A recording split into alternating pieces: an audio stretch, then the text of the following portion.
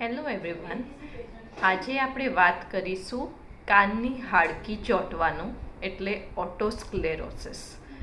ઓટોસ્ક્લેરોસિસ એક એવી બીમારી છે જેમાં પેશન્ટને ઓછું સંભળાય, કાનમાં તમરા બી વાગી શકે, અમુક ટાઈમ ચક્કર બી આવી શકે અને એક પ્રકારનું બહેરાશનું રીઝન છે જેમાં કાનના રસી આવે છે, ના તો એની અંદર દુખાવો થાય છે.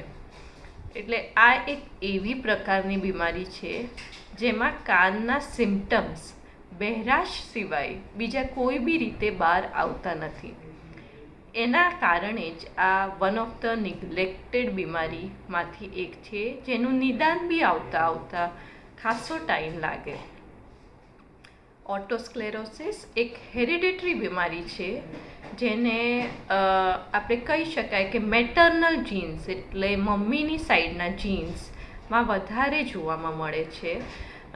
સપોઝ તમને, તમારા સિસ્ટરને, તમારા મધરને આ બીમારી થવાની સંભાવના વધારે હોય છે. સેકન્ડ વસ્તુ, લોકોને ખબર ક્યારે પડે? બહેરાશ જ્યારે એક લેવલથી વધી જાય, મોસ્ટ ઓફ ધ ટાઈમ 40% જ્યારે બીમારી વધી જાય ત્યારે એ વસ્તુ બહેરાશના રૂપે લોકો વ્યક્ત કરતા હોય છે. હવે એ બીમારીમાં જ્યારે તમે ડૉક્ટર પાસે જાઓ ત્યારે એક નિદાન માટે 2 રિપોર્ટ કરાવવામાં આવે છે. એને કહેવાય છે પ્યોર ટોન ઓડિયોમેટ્રી અને ઇમ્પિડન્સ ઓડિયોમેટ્રી.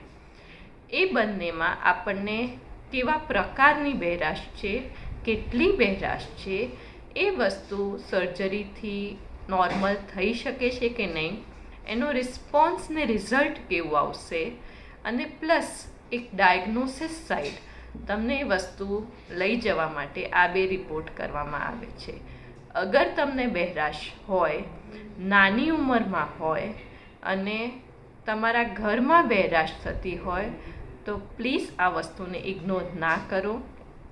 ઓટોસ્ક્લેરોસિસને આગળના સર્જરી અને સર્જરી પછીની કેર માટેનો વિડીયો બીજો છે, પણ આ વસ્તુને ધ્યાનમાં રાખવી.